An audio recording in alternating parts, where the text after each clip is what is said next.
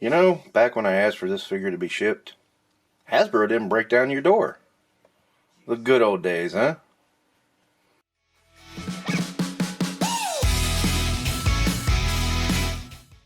Okay, hey, welcome to Infinite Realms. Today I'm taking a look at Marvel's Rogue, the Outback Edition.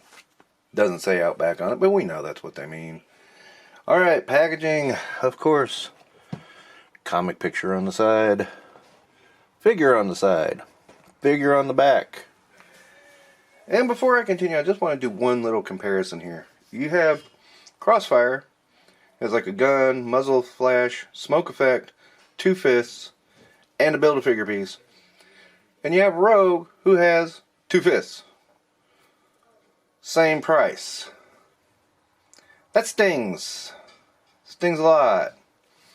I've gone back and forth on this figure because of that. It's like, God, it's a figure I wanted. Very much so, but at the same time, it's really pricey, really expensive. It's really annoying to have that kind of be there. So, yeah. I've actually canceled the pre-order 2 or 3 times. And it's like, so yeah, I have agonized over this figure for a while because of the price, and I just finally decided I'm going to get it just because this is something I've wanted for a long time. So it just said get it, grab it, and let's see how it goes. And you know, we'll see how she looks once we get her out of the box.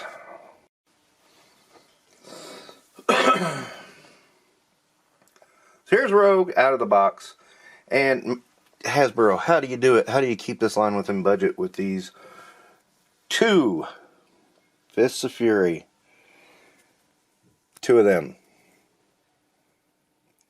The accessory count, I don't see how you can do it, because I mean that's too much accessories right there. And of course Rogue has the open hands because she's gonna be performing magic later. So yeah, that's perfectly warranted with her.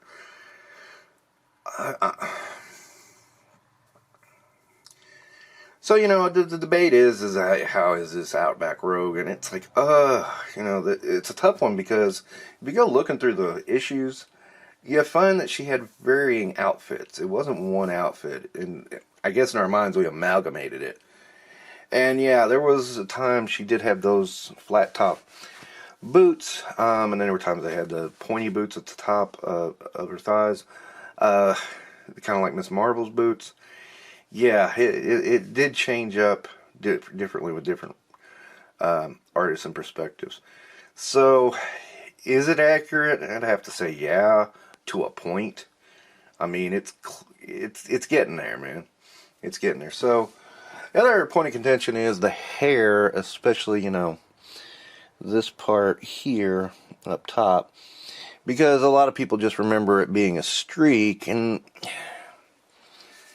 you know, it did seem Rogue's hair went through these weird phases, and it was like, you know, it was never really one style per se. It was just, you know, the white streak would grow out and become like something else. It was odd, and I don't know if it's ever been explained if that's just part of her mutation or if it's something else. Now, if you look on other versions of Rogue, it's like it's the whole front of her hair, and then boom, and then other iterations it's like, you know, just a streak in the hair, and then in other iterations it's like this.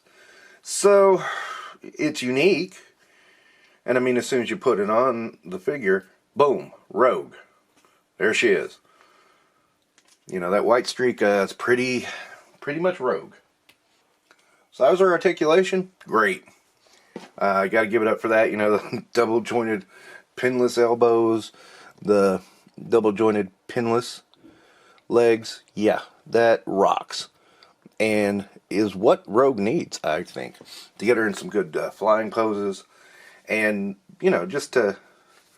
Because at this point, you know, Rogue was a bit more of a tough girl, you know. Yeah, she said sugar. But the point is she could pack a punch and was very formidable.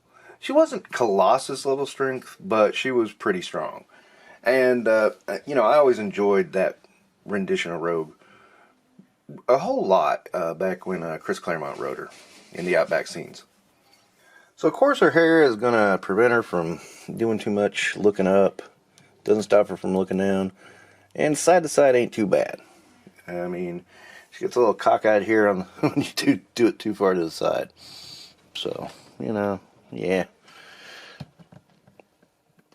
Not the best, but it's, you know, damn sight better than some of the other rogues we've had with long hair like this. And, man, the hair just gets in the way.